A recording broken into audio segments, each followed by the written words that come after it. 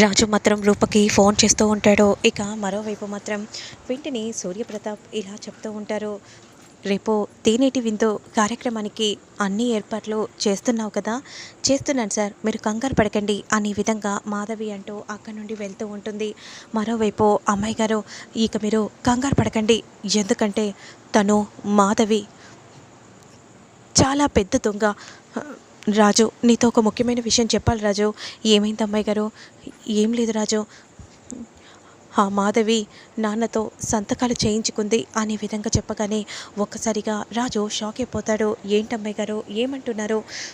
అవును రాజు, నేను ఎంత ఆపాలని చూసినా కూడా నేను ఆపలేకపోయాను రాజు అని అనగానే, సరే అమ్మాయి గారు, ఎలాగైనా సరే మనం ఆ మాధవిని ఆపాలి, ఆపి తీరాలి అనే విధంగా చెప్తూ ఉంటాడు. కానీ ఎలా రాజు, మనం ఎలా ఆపగలం అమ్మాయి గారు అనే విధంగా అంటూ వెంటనే రాజు ప్లాన్ అంతా కూడా రూపకి చెప్తూ ఉంటాడు. ఇంకా ఎంతసేపు కూర్చోవాలి జీవన్ గారు? చాలాసేపు కూర్చొని విసుగొచ్చింది. ఒకసారి మీరు ఆ మాధవికి ఫోన్ చేయండి, లేదంటే దొరికిపోయిందో లేదో. నేను స్కెచ్ చేస్తే తను దొరికిపోదు, ఎలాగైనా సరే సంతకాలు పెట్టించుకొని తీసుకుని వస్తుంది, కావాలంటే మీరే వినండి అని అంటూ వెంటనే జీవన్ ఫోన్ చేస్తాడు. మాధవి, ఎక్కడ ఉన్నావు? సంతకాలు పెట్టించుకుంటున్నావా? సంతకాలు పెట్టించుకున్నాను, అయిపోయింది, వస్తున్నాను అనే విధంగా అంటూ ఇక వెంటనే కార్ దిగి అలా నడుచుకుంటూ వస్తూ ఉంటుంది. అంతలో ఏంటి నా ఫోన్కి వీడియో కాల్ వస్తుంది అని అంటూ వెంటనే ఫోన్ ఓపెన్ చేసి చూసేసరికి ఒక్కసారిగా మాధవి షాక్ అయిపోతుంది. ఇదేంటి నానా, చెర్రీ, ఏంట్రా, ఏమిదిరా, అమ్మ, అమ్మ, తొందరగా రా అమ్మ, నన్ను వీళ్ళు ఇక్కడ అని విధంగా అంటూ ఏడుస్తూ ఉంటే, చెర్రీ నీకేం కాదు, నేనున్నాను అని మాధవి అంటూ ఉంటుంది. అప్పుడు వెంటనే ఫోన్ తీసుకుంటారు. మారువేషంలో రూపారాజు ఉంటారు.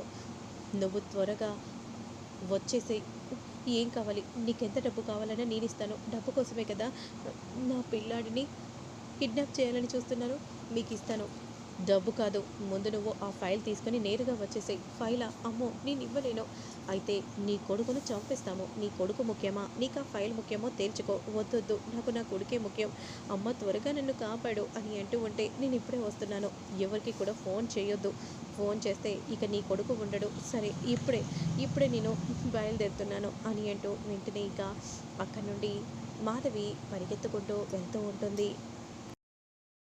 చ, ఇప్పుడు జీవనికి తెలిస్తే ఎంత కోప్పడతారో ఏంటో, కానీ నా కొడుకు ముఖ్యం కదా అని అంటూ వెంటనే పరిగెత్తుకుంటూ వెళ్తూ ఉంటే, ఇదంతా ఒక నాటకం, మీ మమ్మీ మీ మమ్మీకి నీ మీద ఎంత ప్రేమ ఉందో తెలియటం కోసమే మేము ప్రాంక్ చేస్తున్నాము, అంతే డానా అనే విధంగా రూపరాజు ఇద్దరు అంటూ ఉంటారు. ఇదిగోండి, ఇదిగోండి ఫైల్ తీసుకోండి, నా కొడుకుని ఏం చేయకండి, ఇలా ఇవ్వండి అని అనగానే వెంటనే తన కొడుకును ఇవ్వగానే ఇక ముద్దాడుతూ ఉంటుంది. అప్పుడు వెంటనే ఫైల్ని చేతికి రాగానే ఇద్దరు కూడా మాస్క్ తీస్తారు. అసలు నువ్వు ఏమనుకుంటున్నావు, మా నాన్న జోలికి వస్తే నేను ఊరుకోను, సంతకం పెట్టించి మా నాన్నని రాజీనామా చేయాలని చూస్తావా అని అంటూ ఉంటే, ఇప్పటికైనా అర్థమైందా మేము పెద్దయ్య గారి కోసం ఎంతకైనా తెగిస్తామని.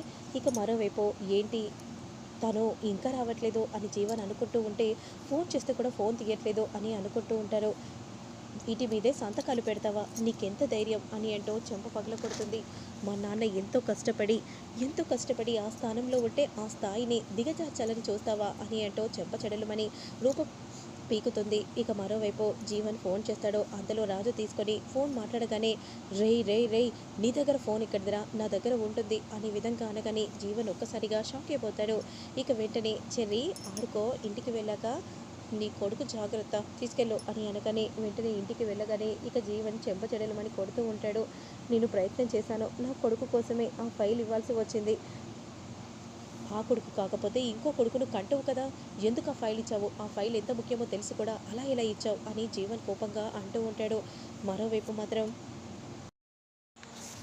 ఇంటికి వచ్చిన రూపారాజు ఇలా అనుకుంటూ ఉంటారు. మా నాన్నకి ఈ విషయం తెలిసినా కూడా మా నాన్న నంబరు, తనని సిన్సియర్ ఆఫీసర్ అని అనుకుంటున్నారు, ఎలా రాజు, మనం ఏం చేద్దాం రాజు అని అంటూ ఉంటే, జీవన్ ఇలా జరుగుతుందని అనుకోలేదు, నిన్ను చూస్తుంటేనే అసహ్యంగా ఉంది అని మెడపట్టి గట్టిగా నొక్కుతూ ఉంటాడు. రేపు తేనేటి విందులో మళ్ళీ ఏమైనా మాధవి ఏమైనా చేస్తుందో ఏమో అని చాలా కంగారుగా ఉంది. జీవన్, నువ్వు కంగారు పడకు, రేపు ఎలాగో నాకు అవకాశం ఉంది.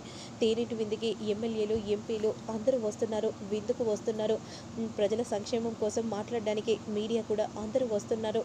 అయితే నేను చూసుకుంటాను, ఇదొక వరం లాంటిది, ఇక సంతకాలు కాదు, నేను చెప్పినట్టు చెయ్యి అని అంటూ ప్లాన్ అంతా కూడా చెప్తూ ఉంటాడు. సరే జీవన్, ఏం చేయాలో చెప్పు.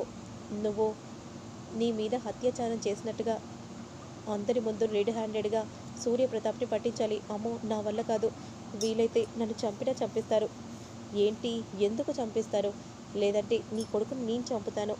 వద్దు జీవన్, అలాంటి మాటలు మాట్లాడకు, సరే నువ్వు చెప్పినట్టు చేస్తాను అని మాధవి అంటూ ఉంటుంది. మరోవైపు ఎమ్మెల్యేలు, ఎంపీలు అందరూ విచ్చేస్తూ ఉంటారు. అందరూ ఇంత సంతోషంగా ఉంటే చూడలేకపోతున్నారా మామ్, ఏదో ఒకటి చేస్తాను, అయినా మనం చేయాల్సిన అవసరం లేదు, మాధవి ఉంది కదా, మాధవి చేస్తుంది, మాధవి మీద అంత నమ్మకం ఉంది అని జీవన్ అంటూ ఉంటాడు. ఇక మరోవైపు మాత్రం మనం చాలా ఒక కంట కనిపెట్టుకుంటూ ఉండాలి మాధవిని అని రూప రాజుతో అంటూ ఉంటే, అంత కాన్ఫిడెంటా? అవును మమ్మీ అని దీపక్ అంటూ ఉంటే, ఇక అప్పుడే ఎంట్రీ ఇస్తుంది మాధవి. ఇక కోపంగా రూపరాజుని చూస్తూ, నన్నే మోసం చేస్తారు కదా, ఇప్పుడు మీరు తప్పించలేరు, మీ నాన్న ఖచ్చితంగా రాజీనామా చేయాల్సిందే అని అంటూ రూమ్లోకి వెళ్ళగానే, సార్ మీరు ఇక్కడ ఉన్నారా, వచ్చావా మాధవి, అందరూ వచ్చినట్టేనా? అందరూ వచ్చారు సార్, మీడియా కూడా వచ్చింది. మీడియాని ఎందుకు ఇన్వైట్ చేసావు?